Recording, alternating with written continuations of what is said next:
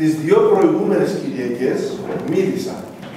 Τη μια για εσάς τους άντρες, να είστε καλοί και χαρούμενοι πατέρες και σύζυγοι. Γιατί εσείς πρέπει τη χαρά στο σπίτι. Αλλά την ειρήνη στο σπίτι την κρατάει η γυναίκα. Γι' αυτό είπα να είστε εσείς οι γυναίκες, τη δεύτερη Κυριακή που σας μίλησα για εσάς, να είστε ευλογημένες γυναίκες. Σήμερα θέλω να σας μιλήσω για τα παιδιά σας. Θέλω να σας μιλήσω για τα παιδιά σας, που είναι οι θησαυροί σας, που είναι ό,τι ωραιότερο έχετε στην ζωή σας. Με ρώτησε λοιπόν μια μάνα κάποτε, πάτερ μου, πώς πρέπει να μεγαλώσω το παιδί μου, τι πρέπει να το διδάσκω. Μια φράση θα του λες συνέχεια.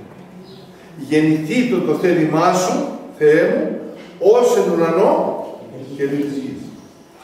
Και επειδή δεν καταλάβαινε τι εννοούσα, της εξήγησα το εξής.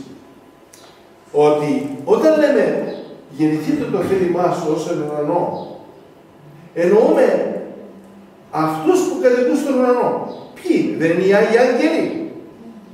Θέλει λοιπόν ο Θεός να κάνουμε το θέλημά Του όπως οι άγγελοι στον ουρανό. Έτσι και εμείς εδώ στη γη, τα δικά του τα παιδιά.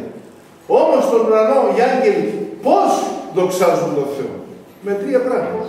Πρώτον, τον αγαπούν με όλη τη δύναμη της ύπαρξής τους. Δεύτερον, τον εμπιστεύονται. Και τρίτον, τον υπακούν. Αυτό και σαν πρωτοστάτη των αγγέλων πρέπει η μάνα να δείχνει στο παιδί της πάντα ποιον άγγελο. Τον Αρχάγγελο Μιχαήλ. Αλλά γιατί τον Αρχάγγελο Μιχαήλ?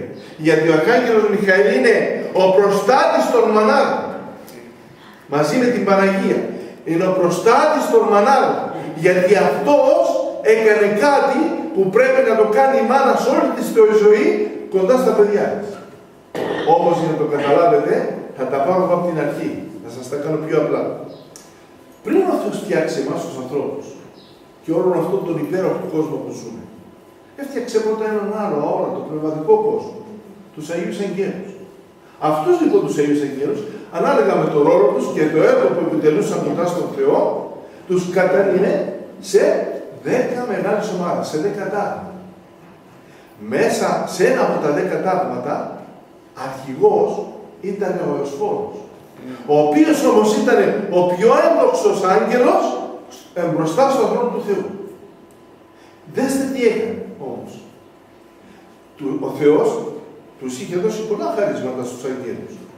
Ένα από τα χαρίσματα, τα μεγάλα και το πιο μεγάλο, ποιο? Ήταν η ελευθερία. Να μπορούν από μόνοι τους να επιλέγουν ανάμεσα στο καλό και στο κακό. Από μόνοι τους να θέλουν να τον αγαπούν, να τον δοξάζουν και να τον υπηρετούν. Δεν θέλει ο Θεός με τη βία, κανέναν με τη βία. Γι' αυτό τι είπε και ο Χριστός, ώστις θέλει, ο πίσω με έρθει. Απαμεσά στο εαυτό. Όποιος θέλει, δεν σε πει. Θέλει με τη θέλησή μας. Τι έκανε λοιπόν ο Εωσφόρος? Ενώ ήταν ο πρώτος των αγγέλων, ένδοξος δίπλα από το θρόνο του Θεού, ζήλεψε την δόξα του Θεού. Και συγκεκριμένα ζήλεψε τον ένδοξο θρόνο του Υιού του Θεού. Και θέλησε λοιπόν με δώρο και τον θρόνο να πάρει και Θεός να γίνει. Ο Θεός επίτηκε για αυτήν βέβαια την αγνωμοσύνη και την ανοησία του Εωσφόρου. Προσπάθησε με πολλή πονηριά να πείσει και τους Αγίους Αγγέλους όλους ο Εωσφόρος να τον ακολουθήσουν σε αυτή την πτώση. Όμως τότε στάθηκε ο Αρχάγγελος Μιχαήλ μπροστά σε όλους τους αγγέλους και τους είπε «Στόμεν καλός, στόμεν μεταφόβου». Εμείς αγαπάμε τον Δημιουργό μας, τον εμπιστευόμαστε και τον υπακούμε. Νιώθουμε την στοργικότητά του, την στοργική αγάπη του Θεού Πατέρα μας και δεν θα τον εγκαταλείψουμε. Και τότε κατακεράβουν ο Αρχάγγελος Μιχαήλ την πονηριά και τη δολιότητα του Εωσφόρου. Καταλάβατε. Τότε όλοι οι άγγελοι έμειναν κοντά στον Αρχάγγελο Μιχαήλ, εκτός από κάποιους αγγέλους που ήταν στο 10ο τάγμα, που ήταν αρχηγός ο Εωσφόρος. Αυτοί ακολούθησαν, πίστηκαν από τα δόλια λόγια του Εωσφόρου και τον ακολούθησαν. Και ο μεν Αρχάγγελος Μιχαήλ με τους αγγέλους όλους γονάτισαν μπροστά στον θρόνο του Θεού και του είπαν «Κύριε, εμείς εσένα αγαπούμε, εσένα εμπιστευόμαστε και εσένα θα υπακούμε». Είναι αυτό που θέλει να διδάσκουμε και οι μάνες στα παιδιά τους. Τι θα λέμε στα παιδιά μας? Παιδί μου, πρέπει κάθε μέρα να λες, Θεέ μου, σε αγαπώ, σε εμπιστεύω και σε αγαπώ. Αυτό που είπε και ο Αρχάγγελος Μιχαήλ.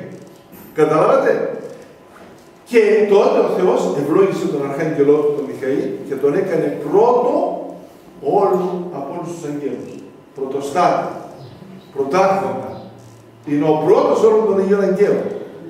Και μάλιστα τότε τους χάρισε ο Θεός σε όλους τους αγγέλους και στον Αρχάγγελο Μιχαήλ, επειδή του το ζήτησαν οι ίδιοι, να είναι πλέον η καρδιά τους μονάχα στο Θεό και να μην μπορεί τίποτα να τους μετατρέψει στο κακό. Και αυτό από τότε πλέον ο Θεός τους το χάρισε αυτό το δώρο. Και από τότε όλοι οι άγγελοι είναι το μυαλό τους μόνο στο καλό και στην αρετή. Τι έγινε όμως ο Ιωσφόρος? Ο Θεός δεν μπορούσε να κρατήσει τον Ιωσφόρο μέσα στο ουράνιο του βασίλειο. Θα μολυνόταν το Άγιο του Βασίλειο από την δωριότητα του Ιωσφόρου. Και τον έβγαλε έξω από τον παράδεισο. Έξω από το ουράνιο βασίλειο. Όμως, φεύγοντας ο Ιωσφόρος έξω από τον παράδεισο, έξω από το ουράνιο βασίλειο και οι δαίμονες και οι άγγελοι που τον ακολούθησαν, συνέβη και κάτι φοβερό. Ενώ πρώτα το Άγιο Πνεύμα φώτιζε τις υπάρξεις όλων των αγγέλων και τις έκανε να είναι φωτεινές, λαμπερές και γεμάτες αγάπη, τώρα φεύγοντας από το ουράνιο βασίλειο, φεύγοντας από τον Θεό, έφευγαν και από τη δύναμη και από τη χάρη του Αγίου Πνεύματος. Και τώρα γινόταν μετατροπή. Από το φως που είχαν, τώρα το σκοτάδι απλώθηκε στις υπάρξεις αυτές τις αγγελικές. Και εκεί που μέσα στην καρδιά τους είχαν μόνο αγάπη, τώρα φεύγοντας το Αγίο Πνεύμα, έφυγε και η αγάπη. Και μέσα στην ψυχή των αγγέλων αυτών, του Ιωσφόρου και όσων τον ακολούθησαν, μπήκε το κακό, μπήκε ο φθόνος, το μίσος, η ασπλαχνία, η συκοφαντία, η κρίση, όλα αυτά. Φεύγοντας λοιπόν από τον παράδεισο, από το ουράνιο βασίλειο, οι άγγελοι και ο Ιωσφόρος μεταμορφώθηκαν σε δαίμονες. Η κατοικία τους πρώτα ήταν το ουράνιο βασίλειο. Τώρα, πού θα κατοικούσαν? Στο φοβερό Άδη και στον τόπο της κόλασης. Η κόλαση ποια θα ήταν? Η καινούργια τους κατοικία. Στη θέση αυτών που έφυγαν από αυτό το 10ο τάγμα του Ιωσφόρου και των αγγέλων που τον ακολούθησαν και έγιναν όλοι αυτοί οι δαίμονες, τι έκανε ο Θεός?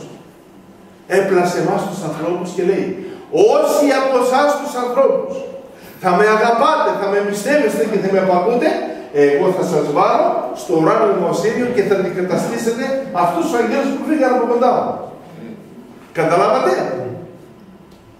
Και έτσι λοιπόν, ο Σατανάς, βλέποντας αυτό που έγινε, θύμωσε πολύ, ζήλεψε πολύ, γιατί μια ζήλια τον έφαγε και στον παράδεισο και έφυγε. Και τότε τι έκανε? Αγωνίστηκε και αγωνίζεται και θα αγωνίζεται αυτός και οι διάολοι να πείσουν τους ανθρώπους τι? Να κάνουν το κακό. Δηλαδή να κάνουν αμαρτίες. Τι σημαίνει αμαρτία? Να κάνω ό,τι δεν είναι αγάπη. Όπου υπάρχει μίσος, όπου υπάρχει φθόνος, κακία, συκοφαντία, λόγια πολλά. Όλα αυτά είναι η αμαρτία. Γιατί? Είναι αυτό που μας βγάζει από τον θρόνο του Θεού, από την αγκαλιά του Θεού. Έτσι λοιπόν, από τη μια έχουμε τον Αρχάγγελο Μιχαήλ, που λέει στις μάνες, ό,τι έκανα εγώ μπροστά στους αγγέλους, θα κάνετε και εσείς τα δικά σας τα παιδιά, τα αγγελάκια σας. Δεν είναι τα παιδιά μας οι αγγελοί μας? Στα αγγελάκια σας, και δείτε να του λέτε μάνες. Να μένουμε πιστοί, γεμάτο πίστη, αγάπη, εμπιστοσύνη και υπακοή στα λόγια του Θεού. Γιατί ο Σατανάς τι κάνει τώρα? Έρχεται κοντά στις μάνες και λέει στις μάνες και στους πατέρες, αφήστε και τα παιδιά να κάνουν ό,τι θέλουν, αφήστε τα να δουν κακά πράγματα, αφήστε τα να δοκιμάσουν το κακό. Τι λέει ο Σατανάς? Δοκιμάστε με και εμένα. Κάντε αυτά που σας λέω, να δείτε ότι εγώ μπορώ να σας δώσω χρήματα, μπορώ να σας δώσω ειδονές, μπορώ να σας δώσω ψεύτικα πράγματα. Να γίνετε πόρνοι, νυχοί, να γίνετε δολοφόνοι, να γίνετε αφρονιάδες, φιλάργυροι, φιλόδοξοι και θα χαρείτε τη ζωή σας. Αυτά λέει ο Σατανάς. Η μάνα τώρα τι θα κάνει? Θα πει στο παιδί της να ακολουθήσει αυτά που λέει ο Σατανάς ή αυτά που λέει ο Αρχάγγελος Μιχαήλ. Γι' αυτό θα ήθελα να σας πω σε εσάς, μανάδες, να μην ξεχνάτε ποτέ ότι ο πόλεμος που γίνεται τώρα με το κακό στον κόσμο οφείλεται στο φθόνο, στη ζήλια, στην κακότητα του εωσφόρου και των δαιμόνων. Εάν λοιπόν θέλετε τα παιδιά σας μια μέρα να το οδηγήσετε στην κόλαση, ωραία, ζήστε κι εσείς άσχημα και διδάξετε τους να έχουν κακία, φθόνο, εγωισμό, να μην υπολογίζουν κανένα, να μην σέβονται κανένα, να μην αγαπούν κανένα. Και σίγουρα μια μέρα ο Σατανάς θα χαρεί πολύ, γιατί θα σας έχει κοντά και εσάς και τα παιδιά σας. Αυτό θέλετε? Αν όμως δεν το θέλετε αυτό, τότε ακούστε τη συμβουλή του Αρχαγγέλου Μιχαήλ, που θα είναι πάντα βοηθός σας, και όποτε θα το φωνάσετε, να ξέρετε ότι πάντα θα είναι κοντά σας. Πάντα θα είναι κοντά σας. Γιατί αυτός και η Παναγία είναι οι προστάτες των μανάδων. Και όλο τον κόσμο βέβαια, αλλά των μανάδων.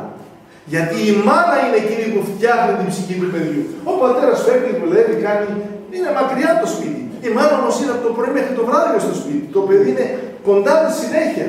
Επομένως, εάν εσύ μάνα αγαπήσεις τον Θεό σου πολύ και γονατίζεις και φωνάζεις στην Παναγία και λέει Παναγία μου, όπως εσύ αγκάλιαζες το μικρό σου με πολύ αγάπη, αξίωσε με και εμένα και το παιδάκι μου να σε αγαπούμε πολύ, αλλά να αγαπούμε πιο πολύ το γιο σου. Η χαρά της μάνας τι είναι? Να αγαπάμε τη μάνα ή το γιο της? Εσείς τι χαίρεστε πιο πολύ? Να αγαπάμε εσάς ή τα παιδιά σας? Τα παιδιά σας, αυτό είναι το μυστικό. Και η Παναγία αυτό το μυστικό θέλει να μας αποκαλύψει. Η χαρά μου δεν είναι να με αγαπάτε μονάχα και να χαίρεστε και να μου λέτε συνέχεια ένα σωρό προσευχές για μένα. Εγώ θέλω να μιλάτε στο γιο μου, για το γιο μου. Εγώ έζησα και ζω και θα ζω μόνο για το γιο μου. Και εσείς λοιπόν, όσοι αγαπάτε την Παναγία, αγαπάτε το γιο της. Θα το λατρεύετε με όλη σας την καρδιά. Και ο Αρχάγγελος Μιχαήλ θα είναι δίπλα σας να σας βοηθά, να σας στηρίζει και να προστατεύει και τα παιδιά σας. Εγώ αυτά ήθελα σήμερα να σας πω και να φροντίσετε, να μην το αμελήσετε αυτό, να ξεκινήσετε από σήμερα να φωνάσετε τον Αρχάγγελο Μιχαήλ. Και ό,τι έκανε αυτό μπροστά στους αγγέλους και συγκράτησε τις αγγελικές δυνάμεις και δεν τις παρέσυρε το κακό, ο Εωσφόρος, έτσι θα κάνετε κι εσείς. Θα μιλάτε στα παιδιά σας, να τα δυναμώνετε, να έχουν κουράγιο δύναμη να πολεμούν το κακό. Αυτό είναι το πιο όμορφο πράγμα. Και εσείς θα είστε χαρούμενοι και ευτυχισμένοι και ο Θεός θα σας ευλογεί και θα λέει αυτά είναι τα αγαπημένα μου παιδιά, οι άντρες και οι γυναίκες, τα αγόρια μου και τα κοριτσάκια και οι μικροί μου άγγελοι. Εύχομαι ο Θεός να σας ευλογεί όλους πολύ και να ζήσουμε όλοι σαν άγγελοι.